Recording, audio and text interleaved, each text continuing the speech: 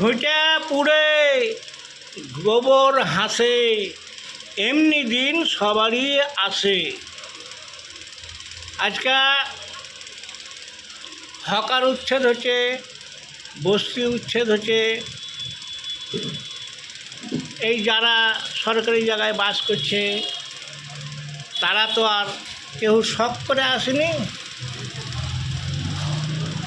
তো এই হকার উচ্ছেদ, বস্তি উচ্ছেদ, রেলের জমি থেকে, রোডের জমি থেকে উচ্ছেদ করছে।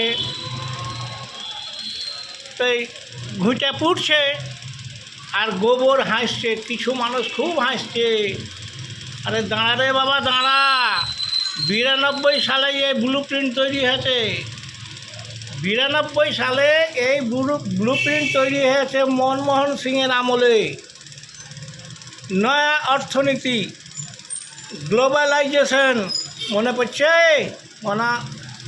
নয়া অর্থনীতি, new industrial policy, new economics policy, globalisation Manmohan সিংয়ের আমলে সই হয়েছে, স্বাক্ষর হয়েছে। তাহলে শিল্প হবে না, শিল্প হলে বাঙালির লাভ হবে না। একটা বাজার আছে, সেটা হচ্ছে খাদ্যের বাজার। তাহলে রেলের জমি উদ্ধার করে কাকে দিবে? পুঁজিপতিদেরকে দিবে। রোড চওড়া করে কি করবে? কৃষি পণ্য জাতীয় বাজার, আন্তর্জাতিক বাজারে দ্রুত পৌঁছে দিতে হবে, তার জন্য চওড়া রোড দরকার। তাতে মানুষ মরল কি গেল কিছু যায় আসে না। গোবর হাসছে আর ঘুঁটে পুড়ছে।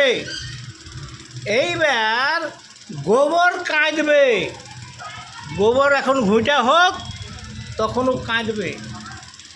মানে সেটা ভাঙা মাঠ দিয়ে জমি কেড়ে নেবে, সেটা ভাঙা মাঠ দিয়ে জমি কেড়ে নেবে। কৃষি জমি বলতে কিছু রাখবে না, সব কেড়ে নেবে। পুঁজিপতিরা কৃষিতে পুঁজি বিনিয়োগ করবে। কৃষিতে পুঁজি বিনিয়োগ করে কী করবে? কৃষি পণ্য উৎপাদন করবে। উন্নত প্রযুক্তির সাহায্যে লেবার মজদুরের দরকার হবে না, নামমাত্র লেবার মজদুর দিয়ে কাজ করবে। আর এই কৃষি পণ্য জাতীয় বাজার, আন্তর্জাতিক বাজারে বিক্রি করে পুঁজির পাহাড় জমাবে।